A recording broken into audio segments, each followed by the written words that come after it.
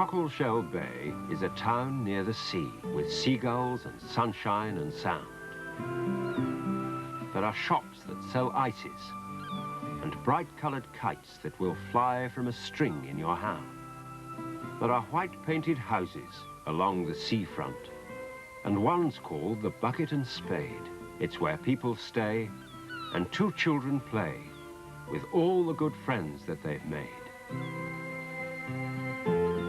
So meet Robin and Rosie of Cockleshell Bay. There now, old fella. Ah, sure, and you're looking a bit better. Hello? Hello, Mr. Fingal. Ah, hello, the both of you. Are you feeding Fury, Mr. Fingal? 'Cause we've got some stuff for him here. Well, no, I'm not. 'Cause he's a little bit poorly just now. Oh, no. Poor Fury. Ah, yes, off his food he is. There now, Fury, there. Here, hang on, I'm coming out. What's the matter with him, Mr. Fingal? Well, nothing very serious. Just a touch of what we called the colic. Colic? What's that, Mr. Fingal?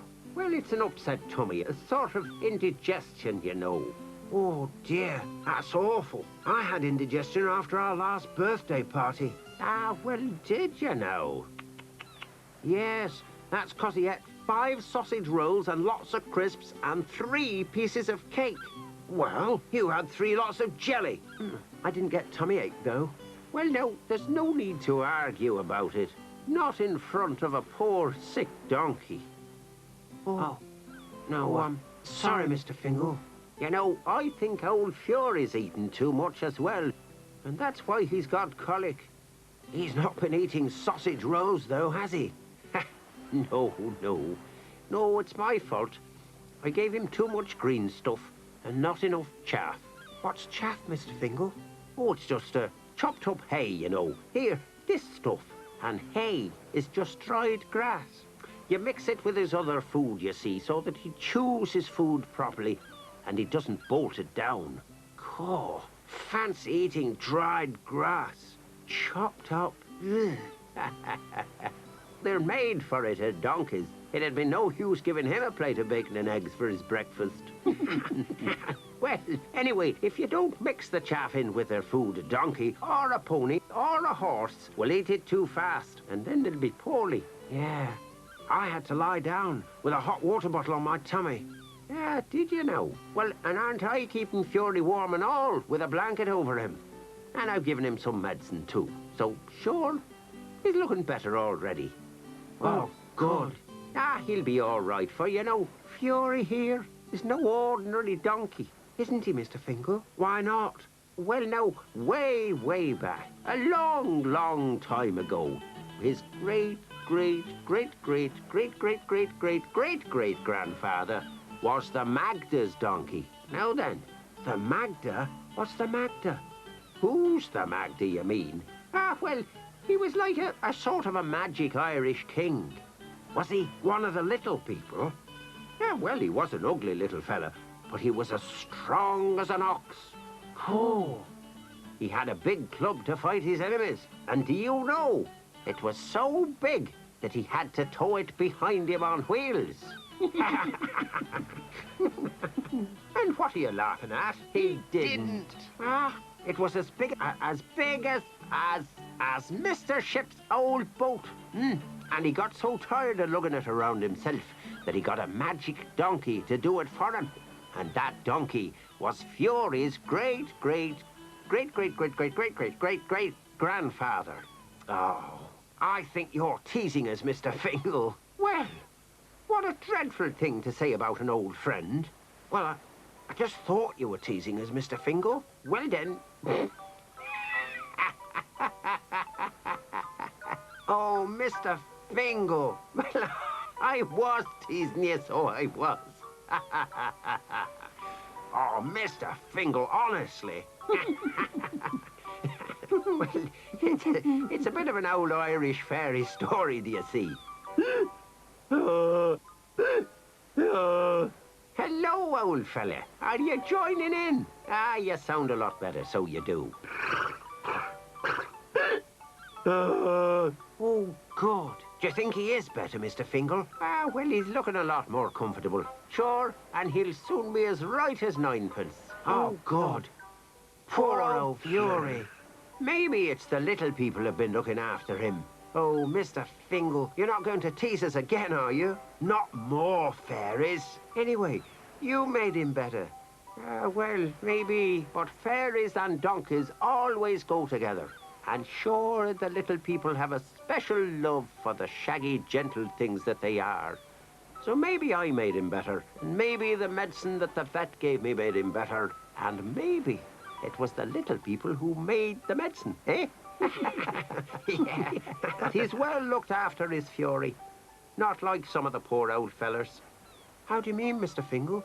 Ah, well, some people make the donkeys work too hard. They don't feed the poor souls properly, and they don't give them anywhere to shelter from the cold and the rain, you know. Oh, that's awful. Rotten things. Mr. Fingal, Fury's the only donkey I've ever seen. Are there lots of them? Lots? Oh, there's thousands of them. Why, in Ireland you can see them all the time, carrying baskets of peat, trotting along with a donkey cart. Lovely little fellers. Is that in Ballymaginty? Oh, well, Ballymaginty. Well, no, in Ballymaginty there are more donkeys than there are people. Gosh. Oh, yes, they do all sorts. Why, you see them pulling carts, delivering the milk, cleaning windows, selling green grocery, baking cakes.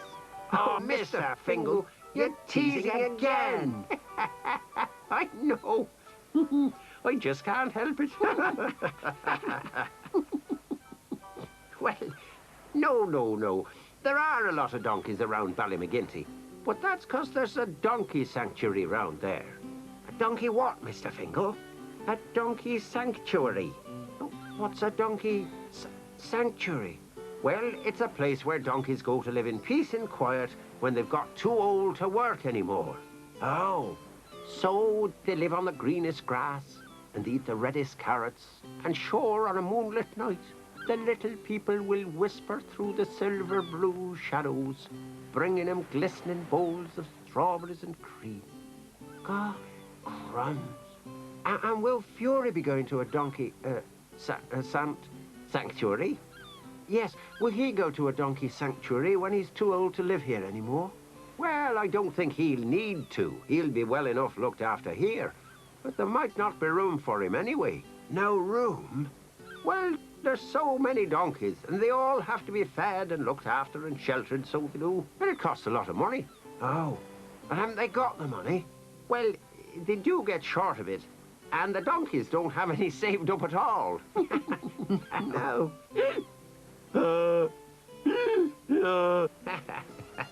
So the sanctuaries have to get their money from people who just give it to them.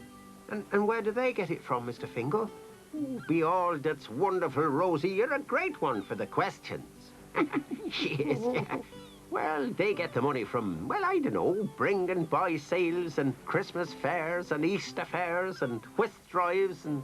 Ooh, it's nearly Easter now. Well, yes. We could have an Easter fair. We?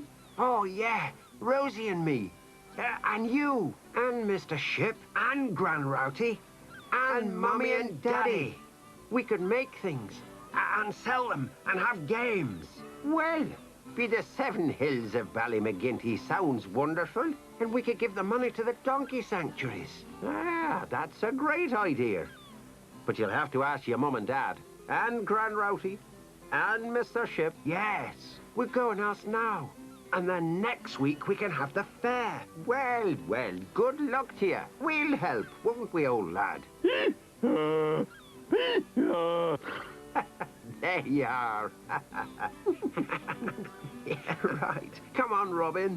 Yeah, coming, an Easter fair. Whoa, great. Bye, Mr. Fingal. Bye, Fury. Bye. Bye now. Ah, well, no, we are in for a lot of fun, aren't we, old fella?